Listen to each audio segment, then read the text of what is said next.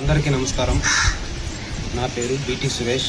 ఆదోని మండలం మండిగిరి గ్రామానికి మేయర్గా పనిచేస్తుంది. ఆదివారము బత్తిన కుబేర్నాథ్ అనే వాళ్ళ అనుచరులు ఇద్దరు నాగరాజు, లాల్ అనే వ్యక్తులు వచ్చి నన్ను ఇంటి దగ్గర నుంచి మొహం కడుక్కోతుండగా నువ్వు ఇప్పుడు రావాలని బలవంతంగా కొట్టి బత్తిన కుబేర్నాథ్ వాళ్ళ ఇంటి దగ్గరికి తీసుకెళ్ళి మరి అక్కడి నుంచి NABL ఫ్యాక్టరీ దగ్గరికి తీసుకెళ్ళి బంధించారు. నా ఫోన్ లాక్కొని నన్ను ఒక చోట కూర్చోబెట్టి మొత్తానికి వచ్చేసి బయటికి రాకుండా, ఎవరిని లోపలికి రాకుండా అక్కడే కూర్చోబెట్టినాను. ఉదయం 7 గంటల నుంచి సాయంత్రం 8 గంటల సమయం వరకు ఎటువంటి వాళ్ళని ఇన్వాల్వ్ చేయకోకుండా ఉంటే 10 గంటల సమయంలో నేను మన నాగప్కి ఫోన్ చేసి వేరే ఫోన్ నుంచి పిల్లంపించుకున్నాను. నా దగ్గర ఉన్నాడు. అప్పుడు ఉదయం 10 గంటల నుంచి నాతో పాటు ఆయన కూడా బంధించేసినారు. రాత్రి 8 గంటల సమయంలో ఆదోని మండిగిరికి సంబంధించిన కొన్ని డాక్యుమెంట్లు అవి ఇవి చేయాలని గతంలో చేయమంటే నేను చేయకుండా అన్నందుకు మనసులో పెట్టుకొని ఆదివారం రాత్రి 8 గంటల సమయంలో ఎంటీ డాక్యుమెంట్స్, పట్టాలు, నా చెక్ ఇచ్చినటువంటి 5 లక్షలు, హ్యాండ్ లోన్ ఇచ్చింది ఆ డబ్బులు 5 లక్షలు ప్లస్ ఎంటీ పట్టాలు, ఎంటీ డాక్యుమెంట్ల మీద సంతకం పెట్టి పోరా పొడక అని అదర్ లాంగ్వేజ్ మాట్లాడుతూ నాకు ఆయన మందు తాగి ఆయనతో పాటు గోవర్ధన్, రవి, నాగరాజు, లాలు, కర్రెగౌడ్ వీళ్ళంతా ఉన్నారు. నాగేంద్రతో పాటు వీళ్ళంతా 6 మంది ఉన్నారు లోపల. ఆయన పిలుచుకొని నన్ను సోఫా సీట్లో కూర్చుని ఆయన మందు తాగి వచ్చి చొప్పు తీసుకొని నాగరాజు, నన్ను గోవర్ధను ఇద్దరు పట్టుకొని నాగేంద్ర ఇద్దరు నన్ను చేలు పట్టుకొని చెంపతో చొప్పుతో చాలాసార్లు కొట్టినాడు. దాంతో అంతతో ఊపుకుండక బోయ్ నా కొడుక నేను చంపుతాను, నీకు ఊరు అనుకున్నారు అని అదర్ లాంగ్వేజ్ మాట్లాడుతూ ఆడ గ్లాస్ ఒకటి పగలగొట్టి టేబుల్ గ్లాసు దాన్ని తీసుకొని చంపడానికి రాగా పక్కనే ఉన్నటువంటి నాగప్ప నాకు పట్టుకొని ఇట్లా కాదు, వద్దు, చేయకూడదు అన్నా కూడా ఈయన్ని కూడా అదర్ లాంగ్వేజ్ మాట్లాడుతూ నీకు మీద గంజాయి కేసు బుక్ చేస్తా కొడతా, ఇక్కడి నుంచి నువ్వు ఎక్కిపోతావు, దీన్ని చంపేసి ఇక్కడి నుంచి కింద అండర్ గ్రౌండ్లో ఉంచుతామని నన్ను బెదిరించి 1 గంటలో వస్తాను, వచ్చేపాటికి 5 లక్షల డబ్బులు, తర్వాత వచ్చేసి ఎంటీ పట్టాలు, ఎంటీ డాక్యుమెంట్లు సంతకాలు చేసి అక్కడ పెట్టి రాకుంటే నేను ఇక్కడే చంపేస్తాం మీ ఇద్దరినని మమ్మల్ని చాలా హింస చేసినారు. అక్కడికి మేము వాళ్ళకి మా పెద్దలకు ఫోన్లు చేస్తే వాళ్ళు కూడా ఫోన్లు చేసినారు. అయ్యా మేము ఇస్తాము డబ్బులు, వాళ్ళని వదిలేయండి, ఆయన తరపున మేము ఇస్తామని 5-6 మంది ఫోన్ చేసినా కూడా ఎవరి మాట లెక్క చేయకుండా హింస పెట్టినాడు. తర్వాత నేను నా భార్యకి ఫోన్ చేస్తే అప్పుడు ఆమె వెళ్ళి వంటంలో క్లియర్ చేసి అప్పుడు పోలీస్ వాళ్ళు వచ్చి నన్ను బయటకు తీసుకొచ్చినారు.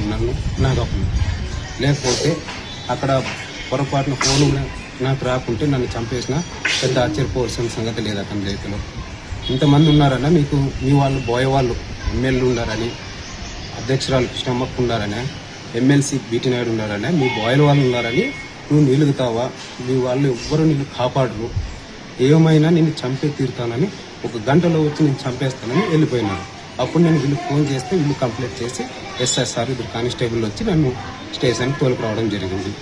ఇప్పుడు నా భార్య కూడా ఏమంటుందంటే నా భర్తకు రక్షణ లేదు, బీసీ వర్గానికి చెందిన బోయ అనే నేను ఒక విఆర్ఓ అనే ఇదిగా లేకుండా ఆయన డబ్బుందనే అహంకారంతో, అది ఉండాలనే ఒక ధైర్యంతో, ఇంత కూడా ఒక మానవత్వంతో ఆలోచించకుండా మమ్మల్ని దుర్భాషలు ఆడుతూ కొడుతూ ఇచ్చేస్తున్నాడు.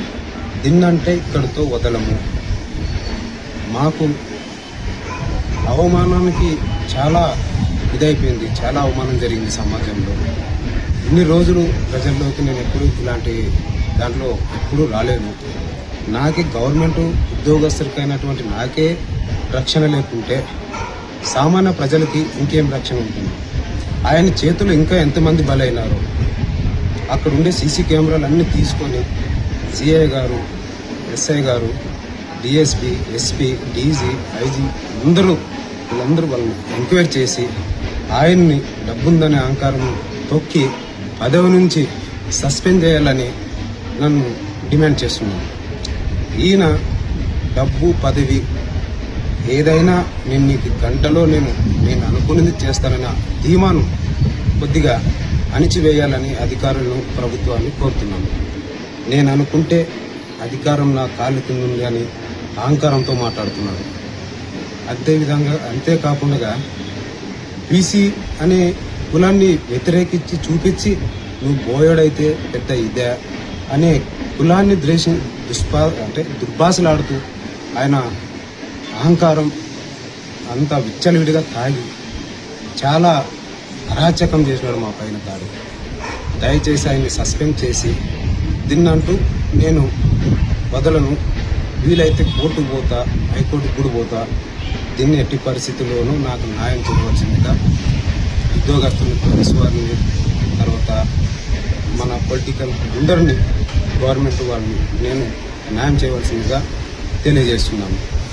అదేవిధంగా రేపొద్దున ఏదైనా చేయొచ్చు. ఆయన ఇప్పుడే చంపడానికి ప్రయత్నించిన ఆయన రేపొద్దున నన్ను బయట ఉన్నప్పుడు డబ్బుందని అహంకారంతో సుఫాయిచ్చి కూడా చంపడానికి వెనకాటుడు ఆ విధంగా ఉన్నారు. కాబట్టి దయచేసి ఈయన మీద నాన్ వేలబుల్ కేసు పెట్టి న్యాయం చేయవలసిందిగా నాకు వాళ్ళని వెంటనే శిక్ష అమలు చేయించే విధంగా న్యాయం చేయవలసిందిగా నేను కోరుతున్నాను. కాబట్టి దీన్ని బత్తిని కుబేర్నాథ్ అనే వ్యక్తిని టీడీపీ పార్టీ నుంచి సస్పెండ్ చేయాలి. ఎందుకంటే ఇలాంటి వాళ్ళ నుంచి పార్టీకి చాలా చెడ్డ పేర్లు వస్తుంటాయి. కాబట్టి ఇన్ఛార్జ్ మీనాక్షి నాయుడు గారిని, ఎమ్మెల్యే సార్ గారిని, కర్నూలు అధ్యక్షులైనటువంటి గుడిసె కృష్ణమ్మక్క గారికి, నారా లోకేష్ గారికి, చంద్రబాబు నాయుడు గారికి విజ్ఞప్తి చేస్తున్నాను. దయచేసి ఇలాంటి వ్యక్తుల వల్ల పార్టీ చెడ్డ పేరు వస్తుంది. దయచేసి వెంటనే ఇతన్ని సస్పెండ్ చేసి పార్టీ నుంచి తొలగించవలసిందిగా తెలియజేస్తున్నాను, కోరుతున్నాను. చేపించే విధంగా న్యాయం చేయవలసిందిగా నేను కోరుతున్నాను.